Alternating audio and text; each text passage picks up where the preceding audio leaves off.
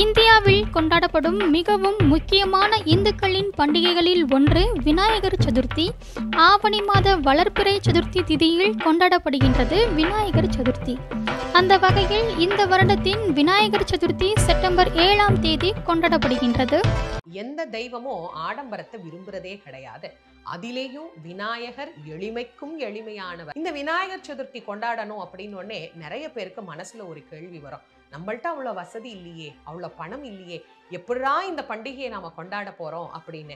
நிறைய வாங்கி வச்சு வகை வகையா செஞ்சு வச்சுதான் விநாயகரை கும்பிடணும்னு அவசியம் இல்லை.